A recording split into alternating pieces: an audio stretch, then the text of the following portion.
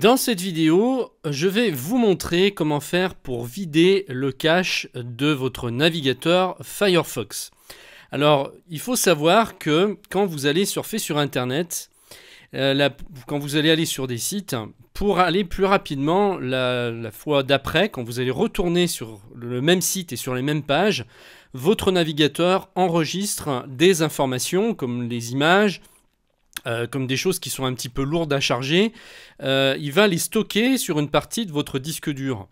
Et donc, au bout d'un moment, le cache grossit, hein, donc ces informations-là, il y en a de plus en plus. Et de temps en temps, c'est bien de faire le ménage, notamment si vous avez des problèmes avec votre navigateur, si vous voyez que ça marche moins bien ou qu'il y a des choses qui déconnent un peu, eh bien c'est bien de le vider de temps en temps complètement. Alors je vais vous montrer pour ça comment procéder. Donc vous allez lancer Firefox, vous allez cliquer sur le bouton orange pour aller donc dans les paramètres de Firefox et dans Options, ici, Options. Une fois que vous êtes là, vous allez aller dans le menu tout en bas, Avancer. Donc moi je suis déjà sélectionné et dans l'onglet Réseau ici. Et là vous allez pouvoir vider le cache simplement en cliquant sur ce bouton ici. Donc on va le faire, allons-y. Donc voilà, tout simplement, en quelques secondes, eh bien, ça vide toutes ces informations dont on n'a plus forcément besoin. Donc là, maintenant, j'étais à 350 mégas, je crois, de cache. Eh bien, je ne suis plus qu'à 354 kilooctets, donc j'ai tout vidé, quoi. Hein. En gros, c'est ça. Donc, vous pouvez aussi l'automatiser, c'est-à-dire que vous pouvez modifier la gestion automatique du cache et le limiter à une certaine mémoire. Donc, si vous ne voulez pas dépasser, par exemple, 350 mégas d'espace disque, eh bien, vous pouvez cocher ici, ou alors vous pouvez descendre. Hein, vous pouvez très bien mettre que 50 mégas, par exemple. Hein, voilà. Et à chaque fois que ça va arriver à cette quantité donc en mémoire, eh bien, il va vider tout le reste. Vous ne dépasserez jamais en fait les 50 mégas. Il va vider l'excédent. Donc moi, en fait, je fais pas de gestion automatique. Hein. En général, je vais remettre comme c'était. Je laisse décocher. Je le fais manuellement, simplement de temps en temps. Après, c'est à chacun de faire comme il l'entend. Maintenant, vous avez aussi un autre type de cache qui est juste en dessous. Certains sites vont justement pareil, hein, donc stocker des informations sur votre disque dur simplement pour que vous ayez accès aux applications hors connexion. Hein, si par exemple vous êtes à l'extérieur avec votre ordinateur portable et que vous n'avez pas de connexion Internet, eh bien vous allez quand même pouvoir faire des choses même hors connexion, hors Internet. Et pour ça, pareil, il va utiliser le cache pour mettre ces informations hors connexion. Alors si vous voulez le vider, ça se passe exactement de la même manière. Vous le videz ici en cliquant sur ce bouton. Voilà. Ça fait du bien de le faire de temps en temps. Hein. Ça nettoie. C'est comme les cookies. Hein. Quand on nettoie les cookies, c'est pareil. Ça fait du bien de temps en temps de remettre le navigateur à zéro. Maintenant, si vous ne voulez pas de cache du tout et que vous ne voulez pas que des informations soient stockées sur votre ordinateur, vous avez moyen de nettoyer automatiquement à chaque fermeture de votre navigateur. Alors pour ça, ça ne se fait pas au même endroit.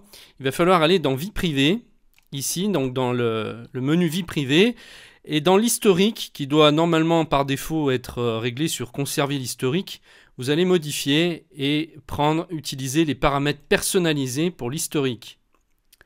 Maintenant ici vous avez des options qui apparaissent et vous allez cocher vider l'historique lors de la fermeture de Firefox. Maintenant vous allez aller dans les paramètres et vous allez cocher cache. Alors vous pouvez faire la même chose pour tout le reste, c'est-à-dire les cookies. Vous savez, les cookies, c'est des petites informations pareilles hein, qui sont stockées sur votre ordinateur. C'est différent du cache encore. C'est des informations qui renseignent en fait le site et qui va par exemple vous permettre d'afficher. Si vous allez sur un site comme Amazon, vous avez remarqué par exemple qu'il va vous présenter des produits qui vous intéressent comme par hasard. Si vous allez sur un produit, après il ne va pas arrêter de vous le reproposer ou de proposer des choses qui sont dans le même ordre, dans le même ordre d'idées, hein, le même type de produit. C'est grâce à ces petites informations en fait qu'il fait ça. Donc vous pouvez cocher ce que vous voulez et vider tout l'historique de navigation, les connexions actives, l'historique des formulaires de recherche, voilà, on fait comme on veut. Donc vous pouvez très bien désélectionner tout le reste hein, et uniquement de faire ça que pour le cache. Moi, je vous conseille pas honnêtement de le faire pour les cookies. Je vais vous expliquer pourquoi. Parce qu'il y a plein de sites qui fonctionnent avec les grâce aux cookies. Et si vous les décochez, il y a plein de choses qui vont pas marcher. Donc, faites-le de temps en temps si vous voulez, mais les cookies, il vaut mieux les accepter. Moi, c'est une recommandation que je vous fais. Maintenant, donc, vous laissez cocher cache et vous faites OK ici. Alors si vous vous posez la question après de quel navigateur utiliser, qu'est-ce qui vaut mieux, bah ça encore c'est personnel. Moi j'utilise Firefox parce que je suis habitué depuis longtemps en fait avec. Je trouve qu'il est simple, il y a un bon compromis entre possibilités et il n'est pas trop lourd, en tout cas beaucoup moins lourd qu'Internet Explorer. Donc après ça dépend ce que voilà, vous voulez faire avec, mais moi j'aime bien en fait la possibilité de le synchroniser par exemple entre le Mac et le PC, puisque je travaille sur les deux machines, et Firefox c'est un service de synchronisation hein, qu'on pourra voir d'ailleurs si vous le souhaitez, qui permet donc de synchroniser tout ce qu'on fait d'un ordinateur à l'autre. Donc si on passe sur un Mac, puisque ça s'installe aussi sur Mac, eh bien on a l'historique qui va être le même, on va avoir les favoris qui vont se synchroniser, enfin voilà, moi c'est ce que j'aime bien avec Firefox.